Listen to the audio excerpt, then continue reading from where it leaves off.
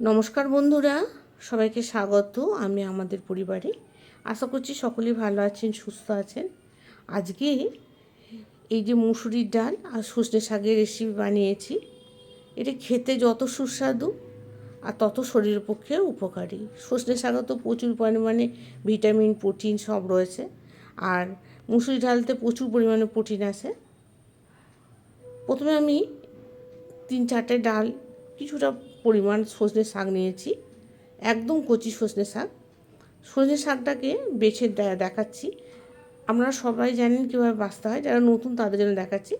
প্রথমে এরমভাবে শীত থেকে পাতাগুলোকে বেছে নেব আর শীতগুলোকে ফেলে দেবো। এরমভাবে সমস্ত শাকটাকে আমি বেছে নিচ্ছি। যে সমস্ত বন্ধুরা আমার ভিডিওটা দেখেন, লাইক করেন, তাদেরকে অসংখ্য ধন্যবাদ। প্লিজ এইভাবে একটা লাইক করে দেবেন, কমেন্ট করবেন।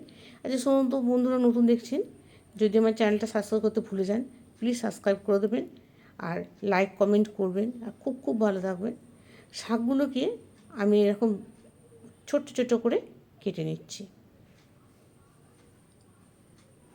আর একটা কচি শাক, খুব কাটাও খুব সুবিধা হচ্ছে। এরমভাবে পুরো শাকটাকে আমি কেটে নিলাম।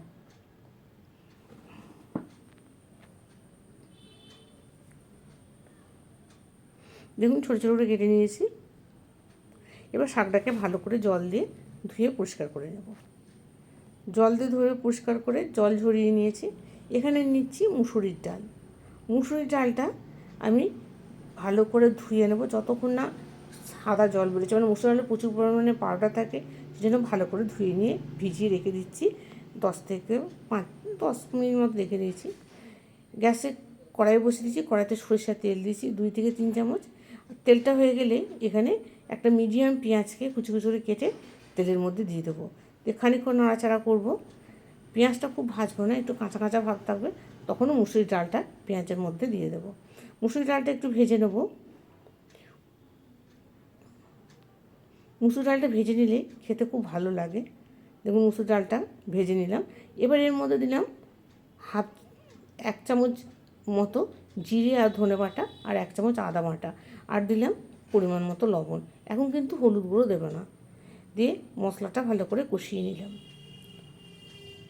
এবার জল দিয়ে আরেকটু নাড়াচাড়া করে শাকগুলোকে এবার দিয়ে দেব। শাকগুলোকে দিয়ে একটু নাড়াচাড়া করে আবার ফের জল দিয়ে এটাকে সিদ্ধ করতে দেবো। যেহেতু শাকটা আমার কচি, সেই জন্য আমি কুকারে সিটি দিইনি। আর যদি শাকটা যদি একটু মোটা হতো, মানে একটু সবুজ সবুজ হতো, তাহলে শাকটাকে একটু কুকারে সিটি দিয়ে নেবেন, তাহলে সুবিধা হবে, তাড়াতাড়ি হয়ে যাবে। শাকটাকে নাড়াচাড়া করে নিয়েছি। এবার জল দিয়ে দিলাম। জল দিয়ে ঢাকা দিয়ে দেবো। গ্যাসটাকে একদম লোতে রেখে 10 মিনিট ফোটাবেন। দেখুন শাকটা সিদ্ধ হয়ে যাবে।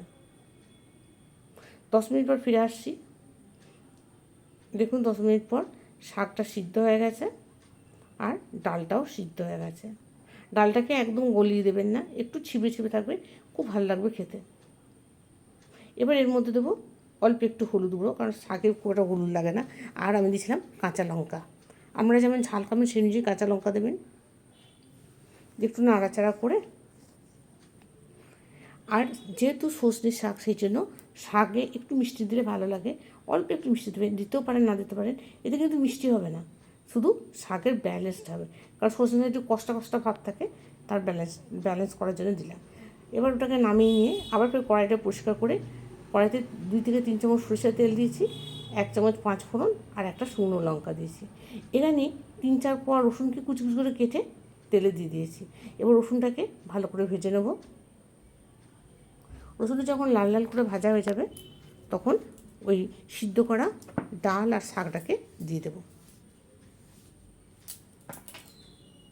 দেখুন ডাল আর শাক কত সুন্দর সিদ্ধ হয়ে গেছে। এবার এটাকে কড়াইতে দিয়ে দিচ্ছি। এই রসুনও ভাজা হয়ে গেছে। বন্ধুরা, আপনার কাছে অনুরোধ রইল, একবার করে দেখবেন। আপনি ভাতে, রুটিতে, যাতেই খান না কেন দারুণ লাগে খেতে। এই দিয়ে এমনি রুটিও খেতে পারবেন, ভাতও, সমস্ত ভাত খাওয়া যাবে, আর কিছুই লাগবে না এখন। জলটাকে আরেকটু মেরে নেব। এই মারার সময় ডালটা আর চিবড়ে থাকবে না, আর গলেও যাবে না। আর একটু নাড়াচাড়া করে নেব এটাকে। নমস্কার বন্ধুরা, একবার বাড়িতে বানাবেন, বানিয়ে খেয়ে কমেন্ট করে জানাবেন কেমন হয়েছে। এবার শাকটাকে আর মারব না, এবার এটাকে নামিয়ে নেব। গ্যাসটাকে বন্ধ করে দিয়েছি, এবার এটাকে নামিয়ে নিচ্ছি। নামিয়ে নিয়ে এরমভাবে কাঁচা পেঁয়াজ দিয়ে পরিবেশন করবেন, দেখুন দারুণ লাগে খেতে। নমস্কার, ভালো থাকবেন বন্ধুরা, আর লাইক কমেন্ট করবেন।